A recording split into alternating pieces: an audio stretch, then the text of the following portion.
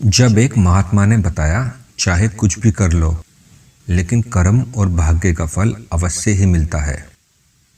दोस्तों, हमें अपने किए गए कर्म और भाग्य का लेखा जोखा यहीं पर ही भोगना पड़ता है। चाहे आप कुछ भी कर लें, परंतु वह आज नहीं तो कल हमें अवश्य ही भोगना पड़ेगा। यह एक अटल सत्य है। तो आइए जानते हैं कर्म और भाग्य को दर्शाती यह ज्ञानवर्धक कहानी। दोस्तों, एक बार की बात है, उदयपुर राज्य में वीर प्रताप नामक राजा राज्य करते थे। एक दिन राजा अपने समस्त राज दरबारियों के साथ किसी मुद्दे पर चर्चा कर रहे थे। तभी एकाएक राजा के दिमाग में एक बड़ा अजीब सवाल आया और राजा ने समस्त राज दरबारियों से पूछा, मेरी जन्म कुंडली के अनुसार मेरा राजा बनने का योग था तो मैं राजा बना, किंतु उस घड़ी मुहूर्त में अनेक जातकों ने जन्म लिया होगा जो राजा नहीं बन सके। क्यों? इसका क्या कारण है? राज दरबार में उपस्थित कोई भी इसका उत्तर नहीं दे सका। तो मंत्री ने राजा से राज्य के विद्वान ज्योतिषियों और ज्योतिष प्रेमियों की सभा बुलाने का आग्रह किया। सभा बुलाई गई, किंतु राजा के इस सवाल का उत्तर कोई नहीं दे सका। सब सोच में पड़ गए कि क्या जवाब दें कि एक ही घड़ी मुहूर्त में जन्म लेने पर भी सबके भाग्य अलग अलग क्यों हैं। भरी सभा में अचानक से एक तेजस्वी वृद्ध खड़े हुए और बोले, महाराज की जय हो। महाराज, आपके इस सवाल का उत्तर यहाँ कोई नहीं दे सकता है। यदि आप यहाँ से दूर घने जंगल से होते हुए उत्तर दिशा की ओर चलेंगे तो वहां पर आपको एक महात्मा मिलेंगे। वही आपकी जिज्ञासा का समाधान कर सकते हैं। यह सुनकर राजा की जिज्ञासा बढ़ी और राजा अगले दिन घोर जंगल की ओर प्रस्थान कर गए। वहां पहुंचकर राजा आश्चर्यचकित हो गए।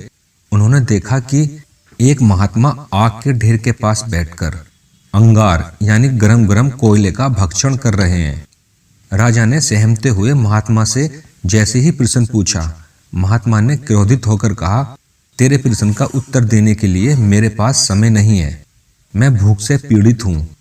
तेरे प्रश्न का उत्तर यहाँ से कुछ आगे पहाड़ियों के बीच एक और महात्मा है, वे दे सकते हैं।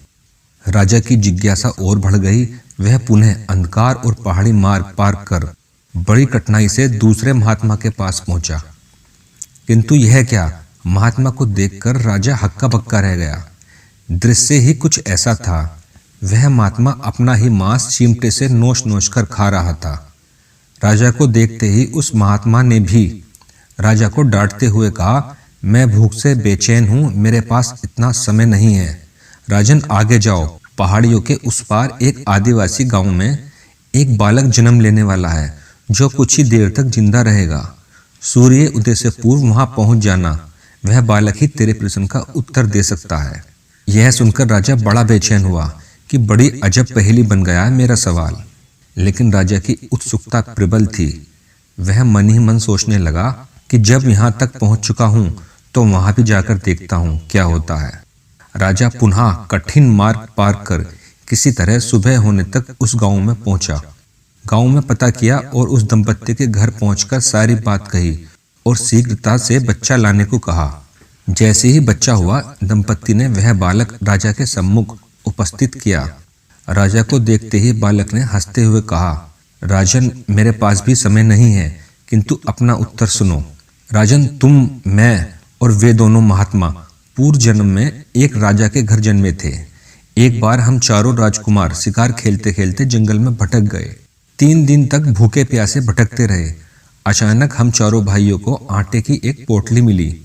जैसे तैसे हमने 4 रोटी सेकी और अपनी अपनी रोटी लेकर खाने बैठे ही थे कि भूख प्यास से तड़पते हुए एक महात्मा आ गए।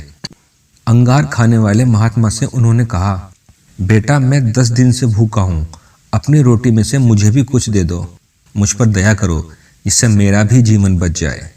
इस घोर जंगल से पार निकलने की मुझ में भी कुछ सामर्थ्य आ जाएगी। इतना सुनते ही भैया गुस्से से भड़क उठे और बोले, तुम्हें दे दूंगा तो मैं क्या आग खाऊंगा? चलो भागो यहाँ से। वे महात्मा जी फिर मांस खाने वाले महात्मा के निकट आए। उनसे भी अपनी बात कही, किंतु उन भैया ने भी महात्मा से गुस्से में आकर कहा कि बड़ी मुश्किल से प्राप्त ये रोटी तुम्हें दे दूंगा तो मैं क्या अपना मांस नोचकर खाऊंगा? भूख से लाचार वे महात्मा मेरे पास भी आए। मुझसे भी रोटी मांगी तथा दया करने को कहा। मैंने भी भूख में धैर्य खोकर कह दिया कि चलो आगे बढ़ो, मैं क्या भूखा मरूं? बालक बोला, अंतिम आशा लिए वो महात्मा हे राजन आपके पास आए, आपसे भी दया की याचना की। सुनते ही आपने उनकी दशा पर दया करते हुए खुशी से अपनी रोटी में से आधी रोटी आदर सहित उन महात्मा को दे दी। रोटी पाकर महात्मा बड़े खुश हुए और जाते हुए बोले, तुम्हारा भविष्य तुम्हारे कर्म और व्यवहार से फलेगा। बालक ने कहा, इस प्रकार हे राजन, उस घटना के आधार पर हम अपना भोग भोग रहे हैं। धरती पर एक समय में अनेकों फूल खिलते हैं, किंतु सबके फल, रूप, गुण, आकार, प्रकार, स्वाद में भिन्न होते हैं। इतना कहकर वह बालक मर गया। अब राजा को अपने प्रश्न का उत्तर मिल चुका था। दोस्तों, यह बात सत्य है, हम जैसा कर्म करते हैं हमें वैसा ही फल मिलता है। इसलिए हमें हमेशा भविष्य को ध्यान में रखते हुए धर्मानुसार अच्छे कर्म करते रहना चाहिए।